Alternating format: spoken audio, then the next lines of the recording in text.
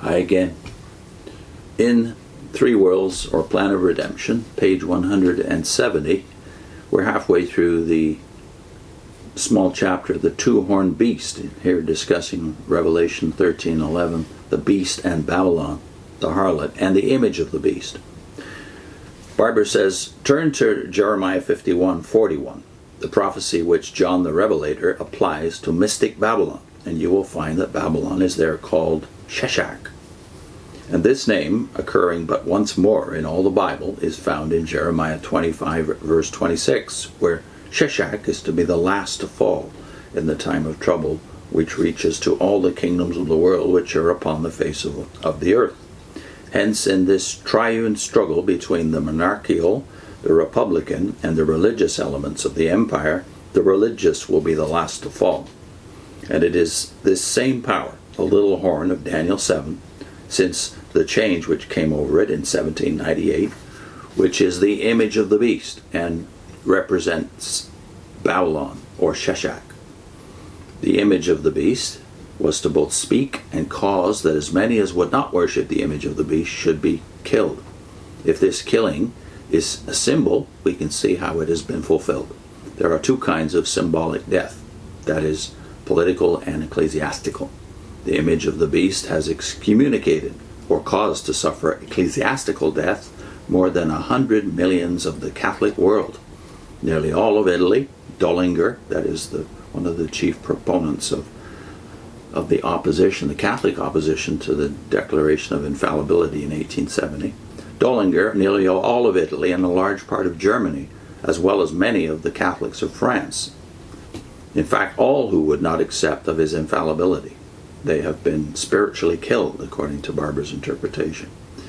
The 16th and 17th verses are yet in the future and belong after the Ancient of Days comes, and the judgment sits, and the books are open. I beheld then, because of the great words which the horn spake, I beheld until the beast was slain, and his body given to the burning flames. That's Daniel 7:11. These both, the beast and false prophet, were taken alive and cast into a lake of fire burning with brimstone. And after the saints are delivered, and on the sea of glass, Revelation 15:1, the plagues are poured out on them that worship the beast and his image. Hence, the image of the beast is yet to hold a very prominent place in the coming time of trouble. We should keep in mind that that time of trouble was to last until 1914, but no longer. The two-horned beast comes up as a lamb and speaks as a dragon. The two Napoleonic dynasties came up in each case as republics and soon changed into imperial governments. He exerciseth all the power of the first beast before him.